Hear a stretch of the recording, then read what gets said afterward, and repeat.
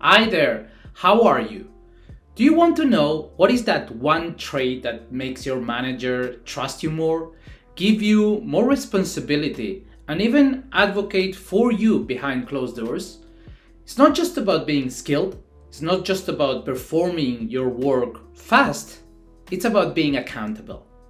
Let's break down what that actually means and how you can use accountability to build trust, grow faster, and stand out in any team. Hi, I'm Daniel Junowitz, and this is the Bullseye ProPath method, a roadmap for employees who want to grow, lead, and thrive in their careers. If you're looking to step up and be seen as a top performer, you are in the right place.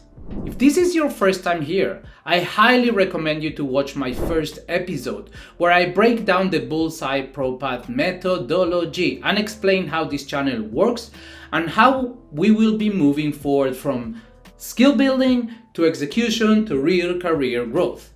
In my last episode, I spoke about learning and I spoke about something called the skill mapping system. This is a methodology that will allow you to identify what are the skills that you need to focus on, what are the next skills that you need to learn in order to get that promotion. In this episode, we are going to go a little bit deeper and speak about accountability, but not just what it means, but actually how you live it day to day. Are you ready?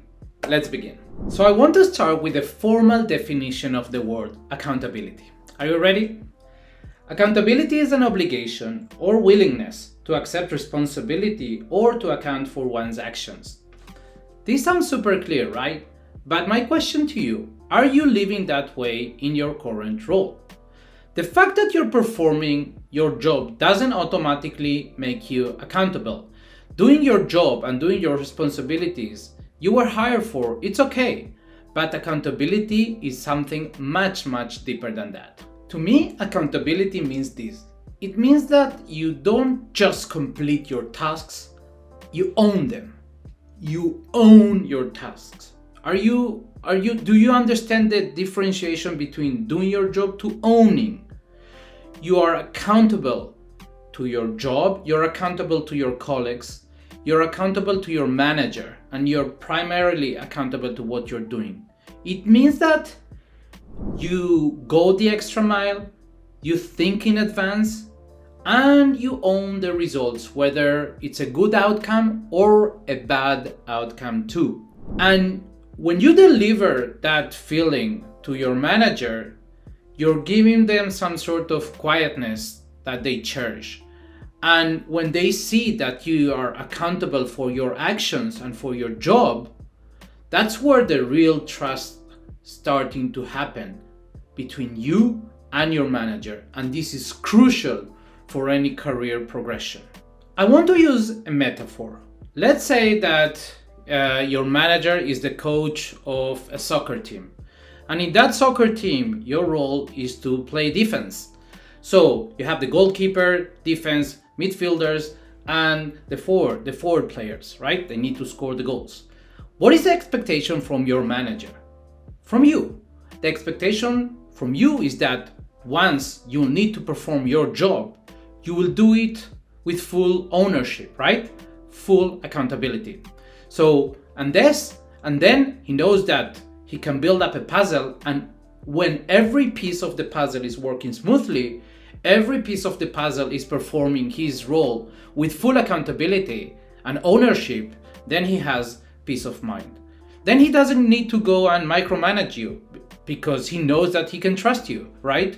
No red flags, no delays, no nothing. Simply peace of mind that is coming from your direction. And let me tell you something that maybe it wasn't very obvious, but you delivering quietness and silence is actually something that managers really cherish. And now I want to give you a personal example. I remember I was having my yearly review with my manager, right? This is the time of the year where both the employee and the company, the manager, stop for a second and exchange feedback, but not just day-to-day feedback, but actually like kind of a broader, high-level view of the performance of the employee throughout the last, let's say, 6 months, And also, this is a good place for the employee to share feedback with his manager, whether he's happy or not. And I remember telling my manager, one of my feedback was that I was feeling that he wasn't paying enough attention to my area. I was managing a big area. I was part of a big team, but I was then managing my own area with 20 something people. And then he told me something that really stuck me, kind of. He said, Danny, this is not entirely truth. I try to give you the amount of attention that I believe you deserve. And also, I want to tell you that I fully trust you, that I know that I can count on you, and I know that your department, whatever happens, you are able to manage it and many times make your own decisions because you are responsible, because you are accountable. And that peace of mind that you give me allows me to put attention in other areas that are more messy, that require more attention. So in fact, that silence that you're giving me is a really, really good sign. And I appreciate that very much.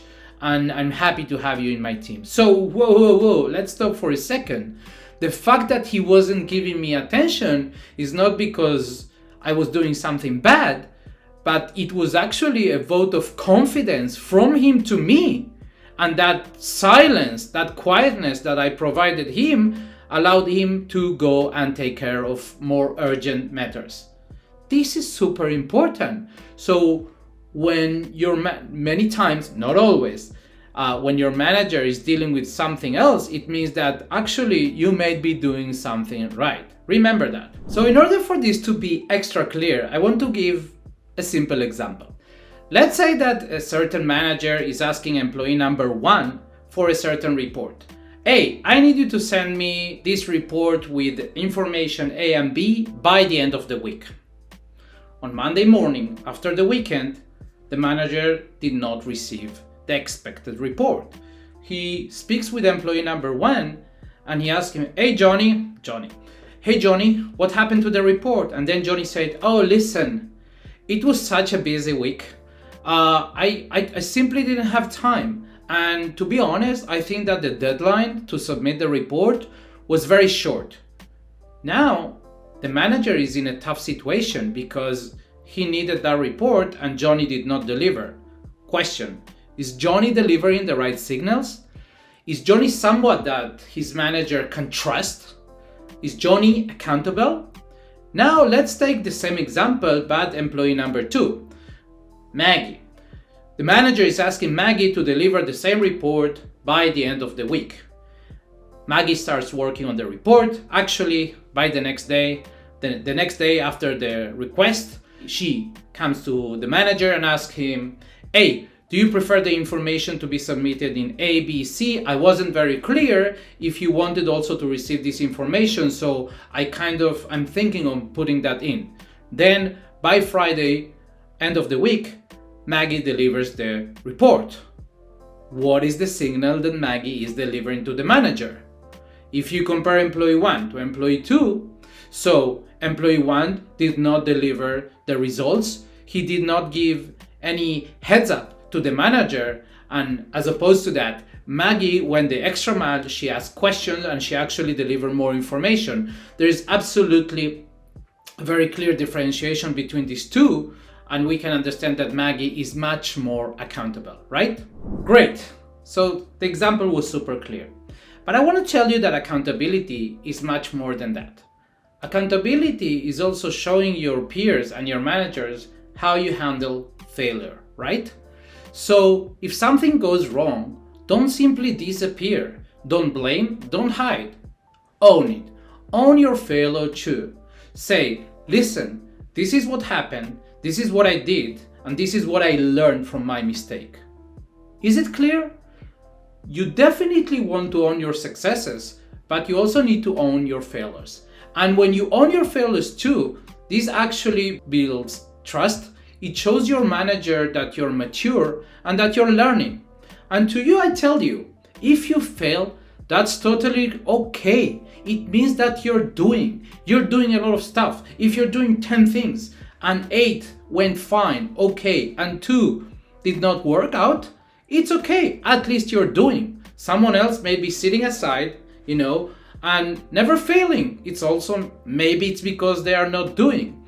So taking accountability also for your failures, showing your managers that you take responsibility and you're willing to learn and to be a better version of yourself for the next time, this builds trust even faster. So remember that. Now that we're clear about the meaning of accountability, I want to explain to you why this trait gets you promoted.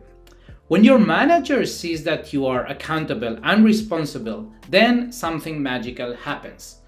They delegate more to you, they trust you more, they give you projects with more importance, and eventually, and this is critical, they advocate for you behind closed doors. Is this clear? They advocate for you behind closed doors. They advocate for you to get your next promotion, etc., etc. So accountability is not something that many times you earn a badge for, but it's something crucial and key for your career progression. Remember that. So let's recap what we learned today. Accountability means that you're owning the outcome, right? Managers simply love quiet consistency. Remember, silence is a very, very good sign. You need to communicate early, go the extra mile, and own your wins and your losses too. It's not about perfection, it's about ownership. Now I want to give you a challenge for this week. I want you to choose one task, big or small, and over-deliver. Own it completely, and I want you to see what happens. And for you, one more request. In the comments, I want to ask you, what is one way you have demonstrated accountability this month? All right? I want you to write it in my comments. So guys, thank you very much. I hope this video was helpful. Once again, I want to invite you to subscribe to my channel, and I want to invite you to deliver with me your feedback. And get ready, I'm already working on the next video. Thank you very much. Have a great day.